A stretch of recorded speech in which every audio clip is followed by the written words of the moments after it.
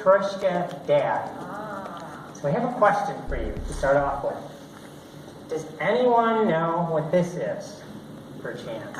Russian doll. Yeah, a Russian nesting doll, also known as a Matryoshka doll. This one I received from a friend of mine when he was working on an assignment in Russia. And it has the Detroit Tigers players and uniforms from throughout the years. A number of different layers to it.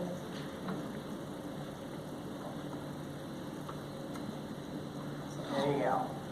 So my story is about my dad. I've shared some stories about my dad in the past. Now this story took place in 2003. My dad became ill and was hospitalized, and it was the last couple weeks of his life. And he, early in that stint in the hospital, he let me know he did not want me to visit him. And he was living in Florida at the time. And I talked to his friends throughout the next couple weeks, and they confirmed he did not want me to come down. But after he died, they said, yeah, come on down. Your dad wanted you to help take care of his affairs. So I drove to Florida. He was living in the Tampa area. And when I got there, I went to the hospital. I had to sign some paperwork so they would release his remains to a funeral home.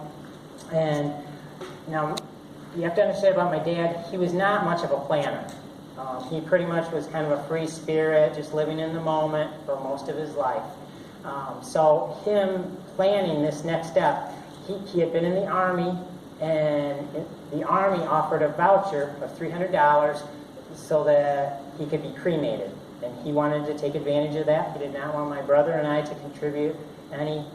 He didn't want to be a burden to us in that area. So I went to the one funeral home, mortuary service in the area that would accept that $300 voucher. It was the Ambassador Mortuary Service. And I went in there and met with a gentleman. He was really kind and checked to make sure I was handling the grief part of the event all right. And he had me sign some additional paperwork. And then he said, what's going to happen is you're going to get a box from us with your dad's remains in the next 2 to 3 weeks.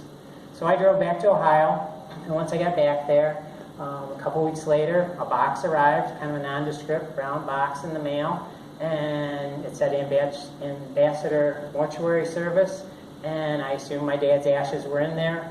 I didn't actually open it to check, and so I took that box, and I kind of set it over in a corner, maybe in the closet, and that's 2003.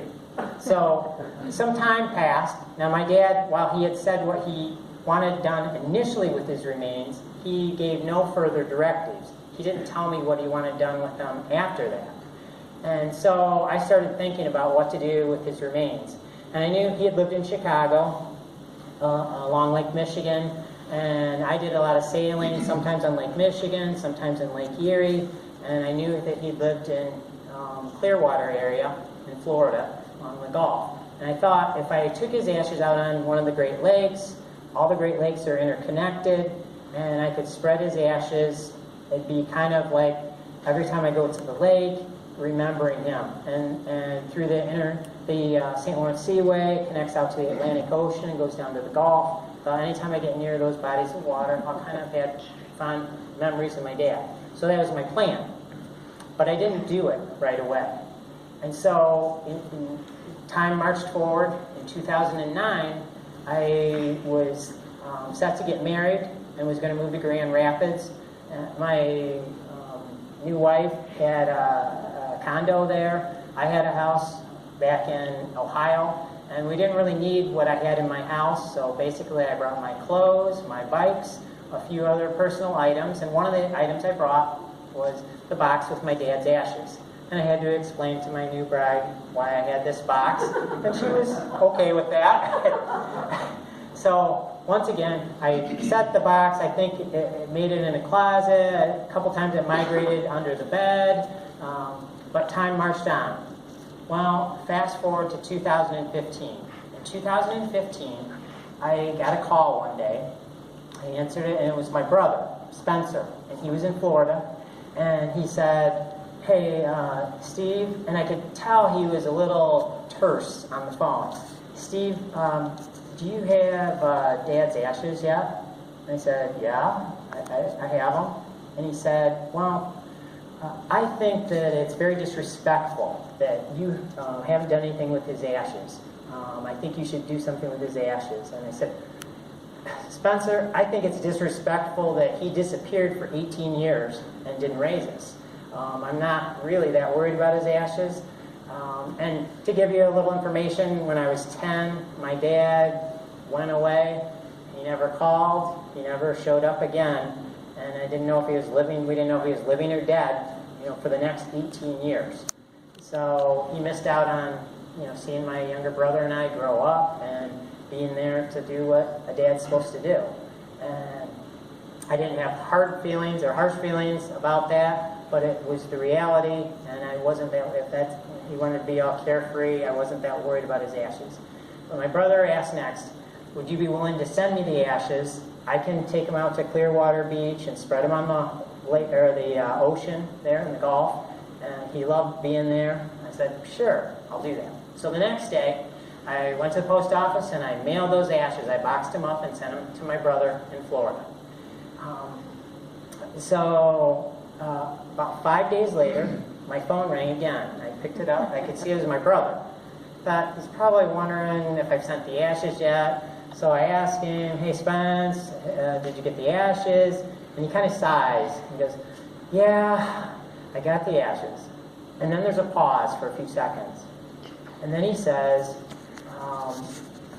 would it be okay if I sent you those ashes back? Dude, you've got to be kidding me. You just made a big stink a week ago that I had the ashes, and now you're going to send them back? Are you kidding? He goes, no, I'm not kidding. My wife saw that box, and when she figured out what it was, she absolutely flipped. And so you would be doing me a huge favor if you would just let me send those ashes back to you. I said, sure, you can send them back. And he said, I don't care what you do with the ashes at this point. Do whatever you want. So 5 days later, I get the ashes back again.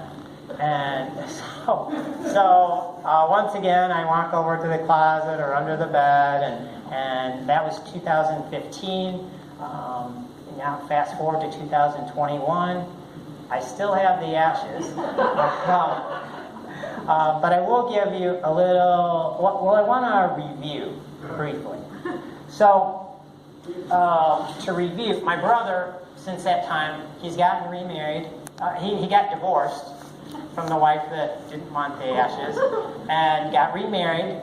His new wife and him they have homes in Cleveland and also in Egypt, Africa. Wow. And so it's not beyond the realm of possibility that he may ask me to send the ashes to him again in either Cleveland, so they could go from Michigan to either Cleveland or Egypt. Prior to that, they came from Florida, when he sent them from Florida to Michigan to me. Before that,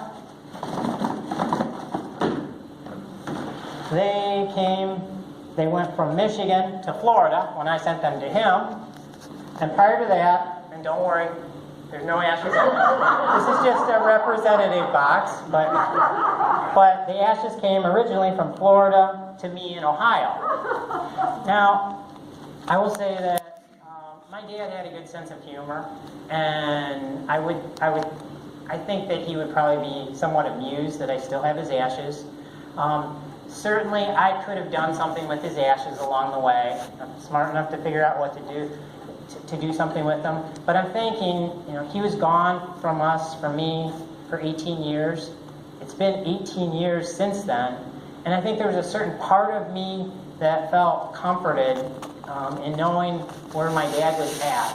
For a change, for the last 18 years, I've known where my dad was at, and So someday, maybe I will do something with them. One thing that I appreciate you being here tonight, and as this box is kind of representing my dad, I can do something tonight that I've hardly ever been able to do in my life, and that would be introduce you to my dad, either through these ashes or through this story, my Matryoshka Dad. So.